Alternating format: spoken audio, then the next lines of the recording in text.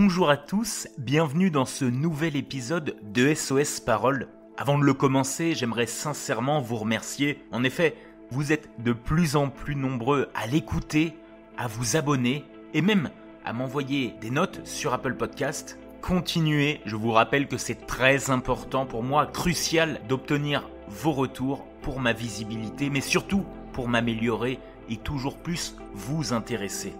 Alors n'hésitez pas, si ce n'est pas déjà fait, à aller mettre une petite note sur Apple Podcast, Spotify et à vous abonner bien évidemment. Aujourd'hui, j'aimerais vous partager un enseignement que j'ai tiré d'une vidéo de TED Talks. Je ne sais pas si vous connaissez, il s'agit de mini-conférences d'une dizaine de minutes sur des sujets variés dont la visée est principalement la progression, le développement de soi. Vous pouvez trouver toutes les ressources sur YouTube, je mettrai le lien dans la description. Le sujet duquel je veux vous parler est un petit peu en lien tout de même avec l'éloquence, puisque pour progresser, il faut se dresser des habitudes et c'est tout le sujet de cette mini-conférence d'une dizaine de minutes partagée par Sophie Carter depuis chez elle.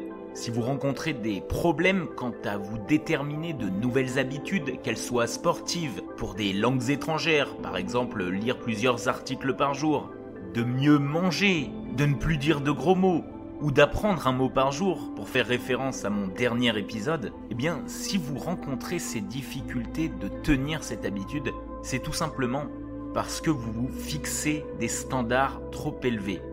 Pour Sophie Carter qui présente cette conférence, pour définir une habitude et surtout la tenir, il faut se baser sur la règle des 1 minute. Quand vous définissez une nouvelle habitude, le but n'est pas d'être excellent à cette nouvelle pratique, non. C'est la régularité qui compte.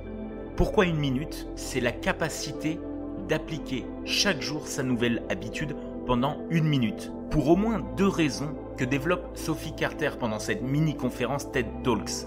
La première, c'est qu'à force de réaliser votre tâche pendant 1 minute, par exemple lire l'introduction d'un article, ou bien courir pendant 1 minute comme l'exemple qu'elle prend, relire un carnet de notes, seulement 1 minute, ou lire une page d'un livre, eh bien, le fait de produire 1 minute d'habitude par jour vous fera dire indéniablement à un moment « mais pourquoi je ne fais pas plus ? Est-ce que je peux essayer de faire plus ?» Il est évident que si vous souhaitez prendre une nouvelle habitude, celle de courir, et que chaque jour vous courez 1 minute, mais 1 minute bien appliquée, au bout d'un moment, vous aurez envie d'en faire plus. 1 minute et demie, 2 minutes, 10 minutes, et bientôt, cela deviendra une habitude de 15, 20, 30 minutes, voire 1 heure, qui sait ? À force de pratiquer votre activité pendant 1 minute, au bout d'un moment, votre cerveau voudra en faire davantage. Deuxième raison, et qui est peut-être la plus importante, c'est que pratiquer tous les jours une activité constitue les bases pour se forger une habitude. En effet, chaque jour, vous y penserez, cette tâche n'étant pas bien compliquée, vous la réaliserez en 1 minute, chaque jour, et elle s'ancrera petit à petit dans votre inconscient. Quitte, pourquoi pas, à bientôt la faire automatiquement. Bonus, vous regretterez même les moments où vous ne la faites pas. Enfin, pourquoi 1 minute et pas 2 ? Eh bien, la conférencière dévoile qu'il y a des jours où vous ne voudrez pas appliquer cette habitude. Il y a des jours où vous ne voudrez pas faire votre séance d'abdos quotidienne. Il y a des jours où vous ne voudrez pas avancer dans votre livre. Vous préférerez peut-être regarder Netflix ou faire toute autre chose. Et c'est là que le 1 minute est important. Parce qu'1 minute, ce n'est pas contraignant. Peut-être, aujourd'hui, ne trouverez-vous pas la motivation de faire 50 abdos. En revanche, pratiquez simplement 1 minute de votre activité. Cela ne permet de ne pas l'oublier et ancre solidement cette pratique. Je vais vous donner un exemple concret pour moi. Chaque jour, je m'oblige à lire un article en italien parce que je souhaite développer ma pratique de cette langue. Il y a des jours où je n'ai pas le temps ou tout simplement je n'ai pas envie. Néanmoins, je me force soit à faire des recherches pour trouver un article qui m'intéresse, puis à lire soit le titre plus l'introduction.